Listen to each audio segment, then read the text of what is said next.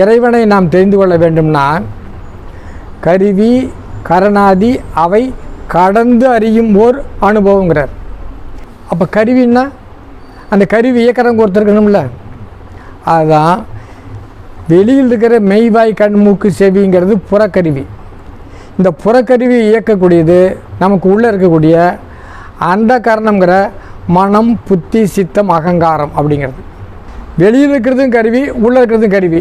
அப்போ இதை இயக்கிறது யாருங்க? இதை இயக்கிறது யார்?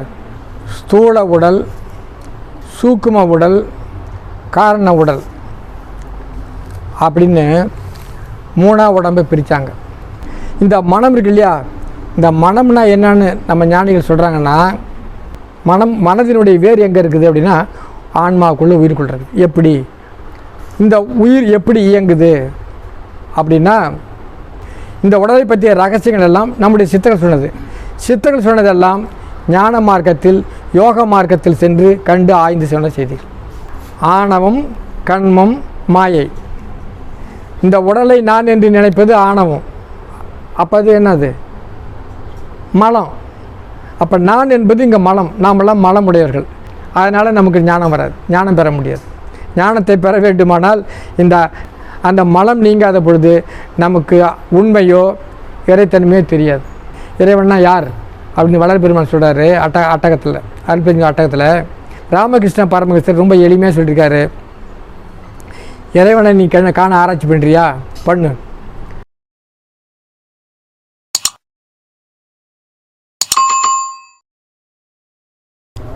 அருள் பெரும் சோதி அருள் பெரும் சோதி தனி பெரும் கருணை அருள் பெரும் சோதி.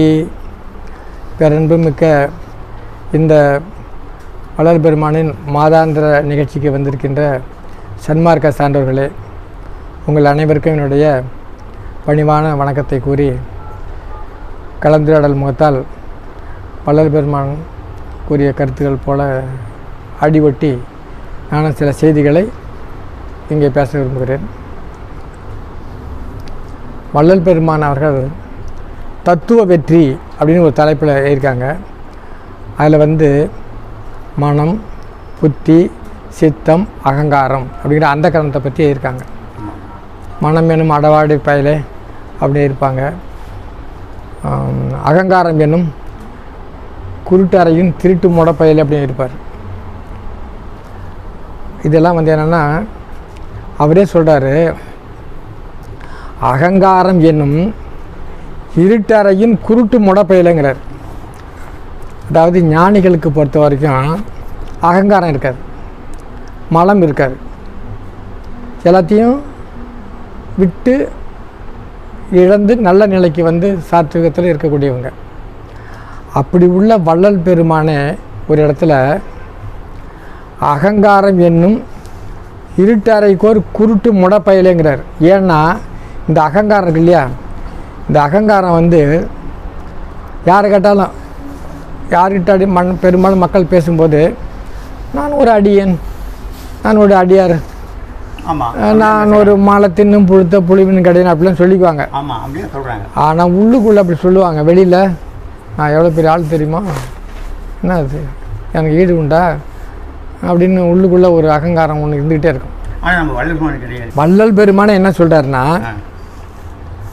அகங்காரம் எனும் இருட்டறையின் குருட்டு முடப்பையிலே இத்தனை நாள் பிடித்தது உடனே நான் பார்க்குறது அப்படிங்கிறார்.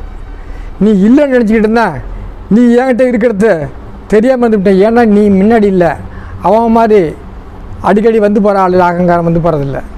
இது என்னென்னா எப்போயோ ஒரு நேரம் தான் அகங்காரம் வரும். ஆனால் நீ இருக்குன்னே எனக்கு தெரியாத போச்சு, உன்னை ஒழிச்சு கட்டுறேன் பாரு அப்படின்னு சொல்லுவார். அது மாதிரி இந்த மனம் இருக்கு இல்லையா, மனதை பற்றி நாம் இப்போ ஒரு சிறு கலந்துரையாடல் பண்ணுறோம். அன்பார்ந்த சன்மார்க்க சான்றோர்களே, மனம் அப்படின்னா இது ஞானிகளோடு செய்திகள், ஞானிகளோடு பழகினவங்க, ஞானிகளுடைய சத்சங்கம், இதில் தான் அதை பற்றி அதிகமான செய்திகள் இருக்கும். நீங்கள் இதை பற்றி சராசரி மக்களுக்கு புரிதல் ரொம்ப குறைச்சலாக தான் இருக்கும், வேறு ஒன்றும் சந்தேகம் இல்லை. ஆனால் இது ஞானத்தின் பாற்பட்டது. வள்ளல் பெருமான் என்ன சொல்லுவாங்கன்னா, கருவி கரணாதி அவை கடந்து அறியும்போர் அருள் பெருஞ்சோதி, அனுபவம் என்பது அருள் பெருஞ்சோதி. இறைவனை நாம் தெரிந்து கொள்ள வேண்டும்னா கருவி கரணாதி அவை கடந்து அறியும்போர் அனுபவங்கிறார். இறைவனை நாம் தெரிஞ்சுக்கணும்னா எதெல்லாம் கடந்து போகணுன்னா கருவி கரணாதிங்கிறார். கரண ஆதி அப்படின்னா கருவிகளுக்கு மூலம். இப்போ கருவி கரணாதி அப்படின்னா நம்ம உடம்பு இருக்கு இல்லையா, நம்ம உடம்புல மெய் வாய் கண் மூக்கு செவிங்கிறதெல்லாம் புறக்கருவி. இது கருவி. கருவின்னா இப்போ நம்ம ஒரு குச்சி எடுத்து ஒரு புழுவை தள்ளி விடுறோம். அந்த புழுவை தள்ளும்போது இந்த குச்சி ஒரு கருவி. அதுபோல் நமக்கு மெய் வாய் கண் மூக்கு செவியில் நம்ம உயிர் நாம் அப்படின்னு நினச்சிட்டு இருக்கிறோம். அப்படி இல்லை. என்ன இதுன்னு கேட்டால் இது ஒரு கருவின்ட்டார். அப்போ கருவின்னா அந்த கருவி இயக்கிறவங்க ஒருத்தர் இருக்கணும்ல. அதுதான் வெளியில் இருக்கிற மெய்வாய் கண் மூக்கு செவிங்கிறது புறக்கருவி. இந்த புறக்கருவி இயக்கக்கூடியது நமக்கு உள்ளே இருக்கக்கூடிய அந்த காரணங்கிற மனம் புத்தி சித்தம் அகங்காரம் அப்படிங்கிறது. இது உள்கருவி. இப்போ வெளியில் இருக்கிறது புறக்கருவி, உள்ளே இருக்கிற மனம் புத்தி சித்தம்ங்கிறது அகக்கருவி. கருவி அது ஒரு உயிர்ப்பில்லை, அதாவது நான் இல்லை, அதாவது அது என்ன சொல்கிறது, காரணம் இல்லை, இதெல்லாம் காரியம். அப்போ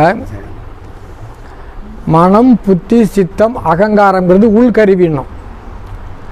வெளியில் இருக்கிறதும் கருவி, உள்ளே இருக்கிறதும் கருவி. அப்போ இதை இயக்கிறது யாருங்க? இதை இயக்கிறது யார் அப்படின்னா அதுக்கு தான் சித்த மருத்துவத்தில்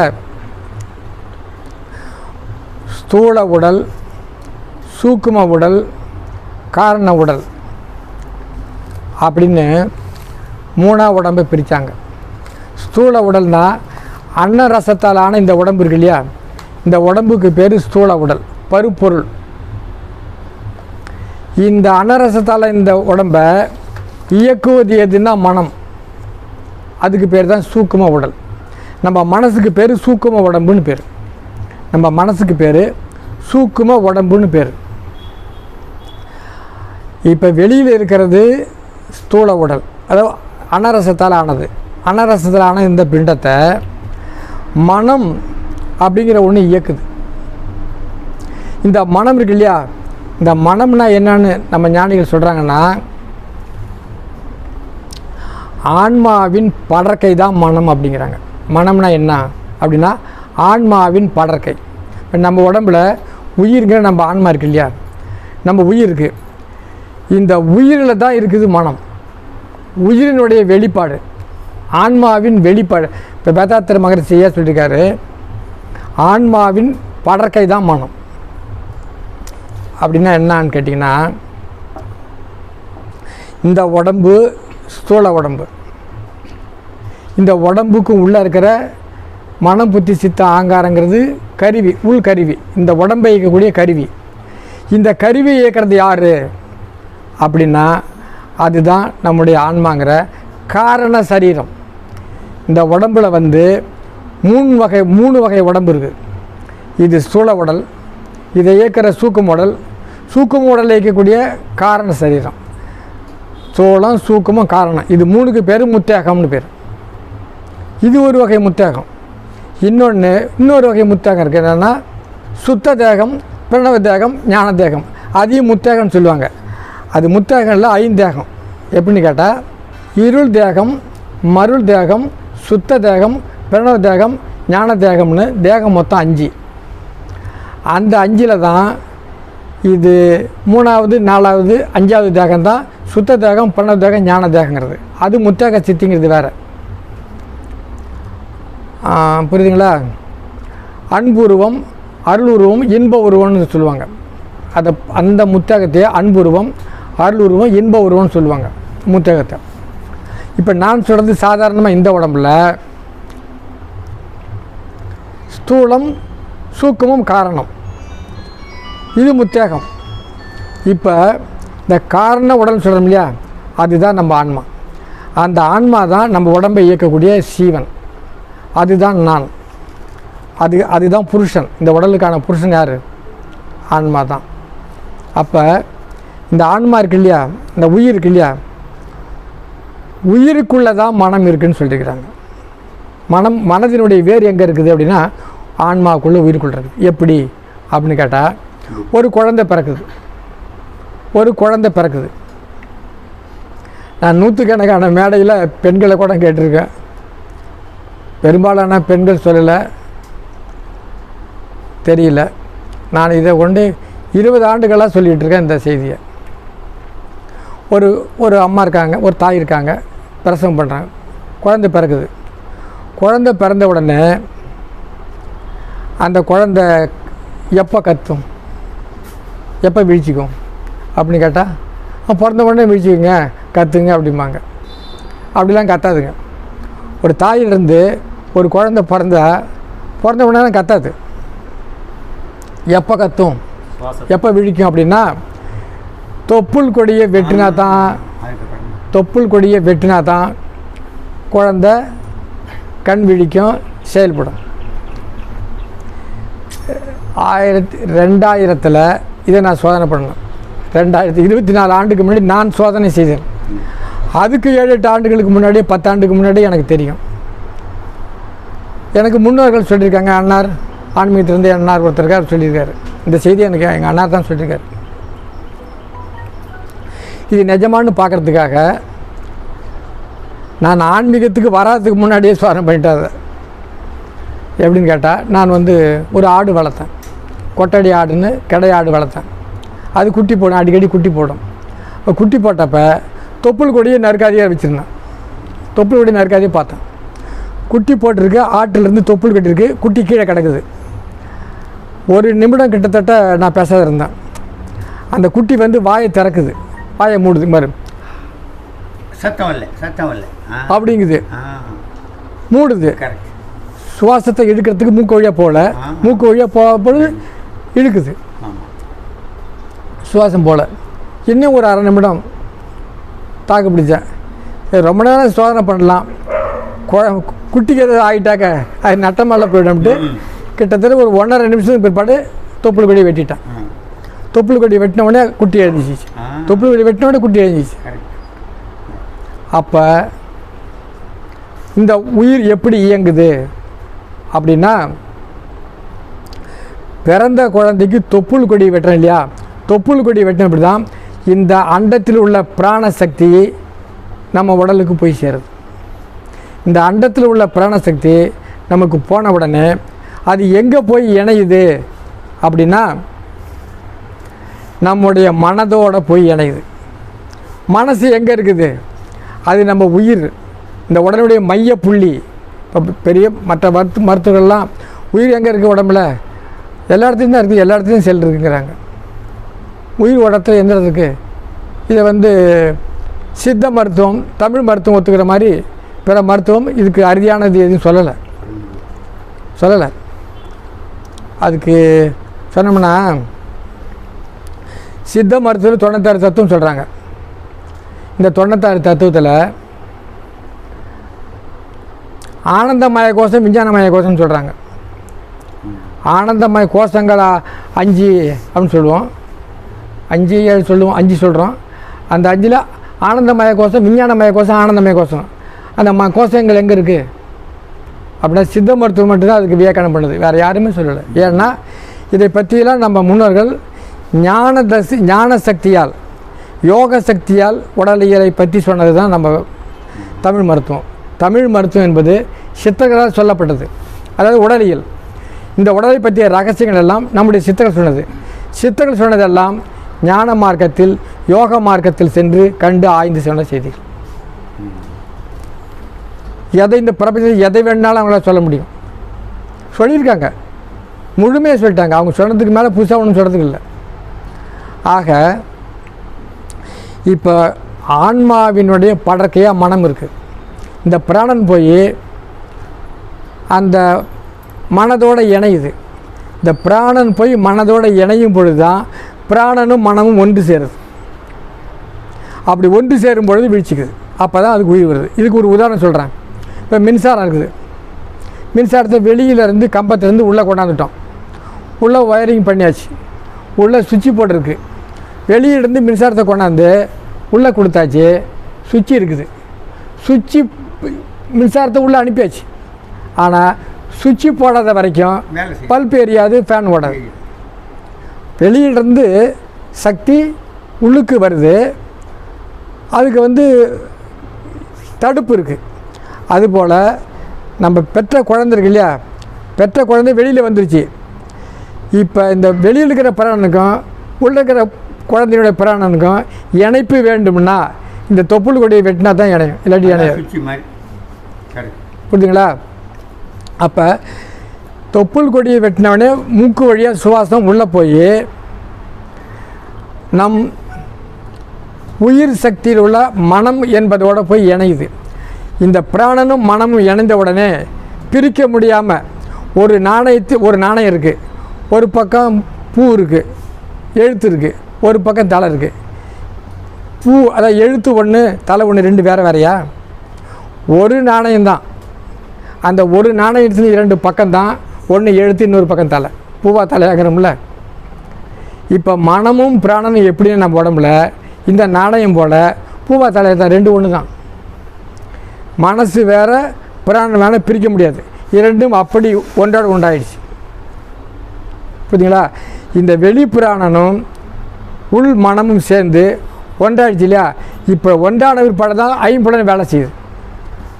இந்த ஐம்புலன் வேலை செய்யும் பொழுது கண் பார்க்குது, தாய் முகத்தை பார்க்குது.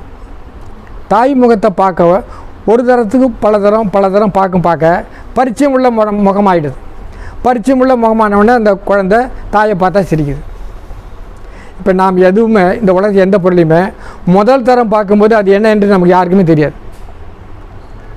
இந்த உலகத்தில் அவர் எவ்வளோ பெரிய ஆளாக இருந்தாலும் அவர் பிறக்கிறாரு, அவர் வளர்கிறாரு. முதல் தரம் ஒரு பொருளை கொண்டாந்து காட்டும்போது என்ன தெரியாது. அந்த பொருளை காட்டி இது அதுதான் சொன்ன பிற்பாடு அதை மனசு பதிவு பண்ணிக்கிறது. அதை நாம் படிக்கிறோம். ஒரு சின்ன பொருள் கடலை கொண்டாந்து காட்டி இது வைரம்னு சொன்ன பிற்பாடு அதை பற்றி நல்லா தெரிஞ்சுக்கிட்டு வைரம்னு பதிவு பண்ணிக்குது. இன்னொரு வைரத்தை கொண்டு காட்டும்போது வைரம்னு சொல்லும். ஆனால் முதல் தரம் வைரத்தை கொண்டு காட்டும்போது இது வைரம் சொல்ல தெரியுமா? சொல்ல தெரியாது. இப்போ மனம் என்றால் என்ன அப்படின்னா, ஒரு பொருளை பற்றி ஒரு செய்தியை பற்றி முதல்ல பதிவு பண்ணிக்கிறோம். அதுக்கு ஈடான ஒரு பொருள் வரும்போது அதை உணருது. அப்படி இல்லாட்டி உணர முடியாது. அப்போ தாயை பார்க்குது. தாயை பார்த்த உடனே பரிச்சையான முகமாக இருக்குது, சிரிக்குது. அப்போ மனசில் தாய் அப்படிங்கிற உணர்வு உண்டாகுது. அது பதிவு. இப்போ எந்த பதிவுமே இல்லாத பொழுது மனமும் பிராணம் சேர்ந்துருக்குது. அதில் இந்த உலகத்தை ஐம்பூதம் வீழ்ச்சிருக்கு. எந்த பதிவுமே இல்லாத பொழுது என்னன்னா அந்த நேரம்தான் அந்த குழந்தை இறைவனுக்கு சமமானது. இறைவனுக்கு எந்த பற்றும் கிடையாது, எந்த சம்காரமாக இல்லை, யார் மேலேயும் விருப்பு வெறுப்பு இல்லை. அப்போ அந்த நிலைக்கு பேர் தான் குழந்தை நிலை. இந்த குழந்தைக்கு பேர் தான் குழந்தையின் தெய்வம் ஒன்றுங்கிறது. கண்டிப்பாக என் அம்மா அப்பா என் பிள்ளை தெரிஞ்ச பிற்பாடு அந்த குழந்தை தெய்வம் ஒன்றும் சமம் கிடையாது. சொல்ல முடியாது. அப்போ குழந்தையும் தெய்வம் ஒன்று என்னென்னா எந்த பதிவும் இல்லாத இருக்கும்போது அந்த குழந்தையும் தெய்வம் ஒன்று. புரியுங்களா? அப்போ இந்த மனசில் ஒன்றாக அதில் என்ன பண்ணுதுன்னா பதியுது. அப்படி பதிய மனம் விரிவடையுது. மனம்ங்கிறது ஒரு வெள்ளைத்தாள் போல். மனம் என்றால் என்னென்னா பதிவு செய்யப்படாத மனம் என்பது ஒரு வெள்ளைத்தாள் மாதிரி. அதில் நமக்கு தெரிஞ்ச செய்தியெல்லாம் பதிவு பண்ணுறோம். அப்படி பதிவு பண்ணிக்கிட்டே குழந்தை தவழுது, பேசுது, பேச்சு சொல்லி கொடுக்குறோம், பேசுது, பண்ணுது. இப்போது எது சரி எது தப்பு அப்படி அது முடிவு எடுக்கும். இது எங்கள் அப்பா, இது எங்கள் அம்மா, நீ வேறு, நான் வேறு. அப்போ எங்கள் அம்மா தான் சரி, எங்கள் அப்பா தான் சரி, நீ எங்கள் அப்பா இல்லை அப்படி எப்போ தெரிஞ்சுது? அப்படி தெரியும் பொழுது அதுக்கு புத்தி உண்டாயிடுது. முதல்ல மனசு உண்டாகுது, அந்த மனசில் புத்தி உண்டாகுது.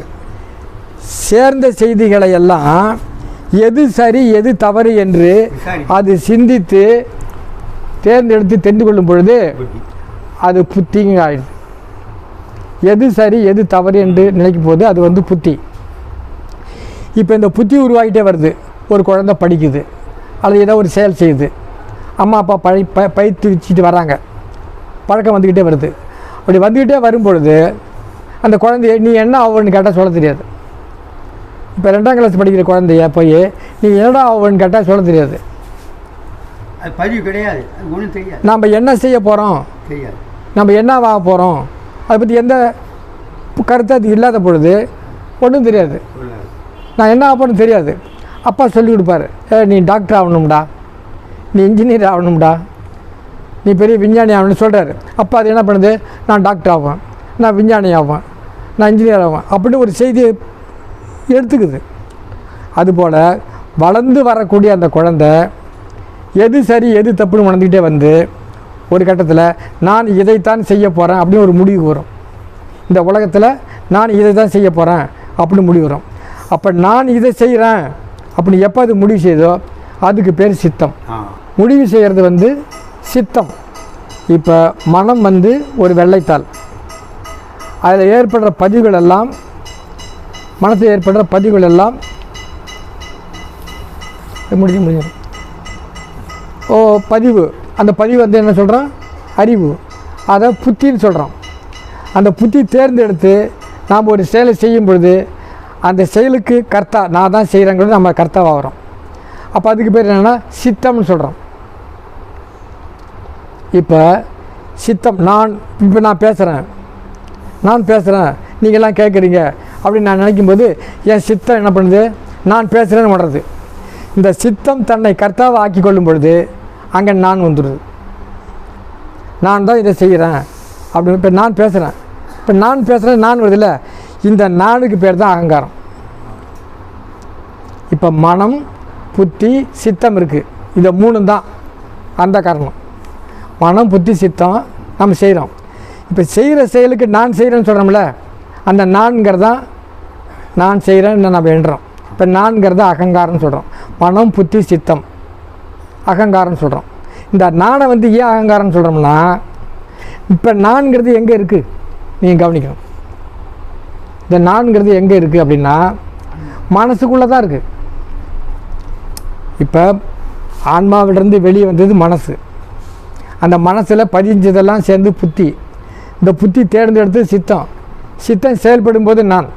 இந்த நான் என்பது மனசுக்குள்ளே தான் இருக்குது. இப்போ மனம் என்பது ஒரு கருத்து, ஒரு பதிவு, அது இந்த உடம்பை இயக்கலை. இப்போ நான் தான் செய்கிறேன்னா இந்த நான் என்பது இந்த மனசுக்குள்ளே இருக்கிற ஒரு கருத்து எப்படி இந்த உடலை இயக்கும், இந்த உடலை இயக்குவது வேறு, அதுக்கு பேர் தான் புருஷன். அப்போ உள்ளுக்குள்ளே ஒரு புருஷன் இருக்குது, அதுதான் காரண சரீரம், நம்முடைய உயிர், ஆன்மா. அதுக்கு தான் பேர் நான். இந்த நான் வந்து மாயை. அதனால தான் நான் என்பது அகங்காரம், நான் என்பது மாயை அப்படின்னு சொல்லியிருக்கேன். புரியுங்களா? அப்போ ஆணவம், கண்மம், மாயை. இந்த உடலை நான் என்று நினைப்பது ஆணவம். அப்போ அது என்னது, மலம். அப்போ நான் என்பது இங்கே மலம். நாமெல்லாம் மலம் உடையவர்கள். நாம் ஆணவம் மலம், நான் என்கிற ஆணவ மலம் உடையவர்களாக இருப்பதனால் நமக்கு உண்மையை தெரிந்து கொள்ள வழி இல்லை. அப்போ இந்த நான் ஒரு மாயை, அதை நம்ம உணரணும். புரியுதுங்களா? அப்போ நான் என்ன அப்படின்னா நமக்குள்ளே இருக்கக்கூடிய புருஷன்தான். வானாகி விந்துவாய் மோகினியாய் மற்றவையால் காணாத வானமாகி நானாகி நான் அல்லனாகி நானே நானாகும் பதமாகி நான் தான் கண்ட தானாகி தான் அல்லனாகி தானே தானாகும் பதமாகி சகஜஞான வானாகி வானடியில் வயங்கும் தேவை அப்படின்னார். வானாகி மோகினியாய் விந்துவாகி மற்றவையால் காணாத வானமாகி நானாகி நான் அல்லனாகி நானே நானாகும் பதமாகி நான் தான் கண்ட தானாகி தான் அல்லனாகி தானே தானாகும் பதமாகி சகஜஞான வானாகி வயங்கும் தேவையான இந்த பாட்டு வரும். இதில் 2 நான் இருக்குதுங்க இந்த பாட்டில். புரியுதா? இப்போ ஒரு நான்கிறது மாயை, இன்னொரு நான்கிறது ஆன்மா, புருஷன். அப்போ புருஷன் என்பது உண்மை, நான் என்பது அகங்காரம். அப்போ அகங்காரங்கிற மாயைங்கிற நானில் தான் நம்ம எல்லாம் உணர்றோம். அப்போ நான் என்றால் என்னென்னா, நாமெல்லாம் நான் என்று சொல்லிக்கொண்டு மலம் நீங்காதவர்களாக வாழ்கிறோம். அதனால் நமக்கு ஞானம் வராது, ஞானம் பெற முடியாது. ஞானத்தை பெற வேண்டுமானால் இந்த நான்ங்கிற அகங்காரத்தை விட வேண்டும். இப்போ நான் தான் செய்கிறேன்னா, நான் உனக்கு எங்கே இருந்தது அப்படின்னா மனசுக்குள்ளே இருக்குது. மனசே ஒரு கருத்து தானே, மனசு ஒன்றை இயக்கலை. மனசை இயக்குவது காரண சரீரமாகிய ஆன்மா. ஆன்மா தான் இங்கே. இப்போ ஒரு மனுஷன் பிறக்கிறான், அவன் திருட போகிறான். ஒரு மனுஷன் பிறக்கிறான், ஒரு தியாகம் செய்கிறான். ஒரு மனுஷன் சாதனை செய்கிறான். ஒரு மனுஷன் ஒப்பையுள்ள பெரிய ஞானி ஆகிறான். எல்லா மனிதனும் பிறக்கிறான். ஏன் ஒவ்வொருத்தரும் வெவ்வேறு செயல்படுறான் அப்படின்னா, இவர்களுடைய ஆன்மாவில் பதிந்திருக்கிற சம்காரம் என்பது அவன் எதை லட்சியமாக முன் ஜென்மத்தில் வைத்திருந்தானோ அதை செயல்படுத்துவதற்காக பிறப்பெடுக்கிறான். இந்த பிறப்பில் அந்த லட்சியத்தை அவன் அடைகிறான். அப்போ இந்த உலகத்தில் பார்க்குற கருவிகளெல்லாம் பார்த்துக்கிட்டு அவனுடைய லட்சியமாகிய சம்காரம் உள்ளே அதிக வினைப்பதிவுகள் வேலை செய்ய ஆரம்பிக்கும் போது அவன் விரும்புவதை செய்து கொள்வதற்கு இதெல்லாம் கருவிகளை பயன்படுத்திக்கிறான். அப்போ உள்ளே இருக்கிற வினைப்பதிவுகள் தான் அவனை இயக்குது. அப்போ ஆன்மாங்கிறது இந்த உலகத்தில் என்ன செய்ய நினைக்குதோ அதை செய்கிறது. இவன் நினைக்கிற மாதிரி இவனுடைய புத்தி சித்தம் காங்கிறவங்களாம் இவனை இயக்கலை. இவனை இயக்குவது வேற ஒருத்தர் என்பதை தெரிந்து கொள்ளாத வாழ்கிற நாம் மலம் உடையவர்கள். அந்த மலம் நீங்காத பொழுது நமக்கு உண்மையோ இறைத்தன்மையோ தெரியாது. அதனால தான் மலம் நீங்கணும்னு சொன்னாங்க. புரியுங்களா? அதனால் ஒரு சின்ன விளக்கம் இது மாதிரி திரும்ப திரும்ப சொல்லும் பொழுது இந்த மனத்தில் நிறைய செய்திகள் இருக்குது. மனம் என்பதை பற்றி நிறைய பேசலாம், நிறைய செய்திகள் இருக்குது. மனம், புத்தி, சித்தம், அகங்காரம் சொல்லுவாங்க.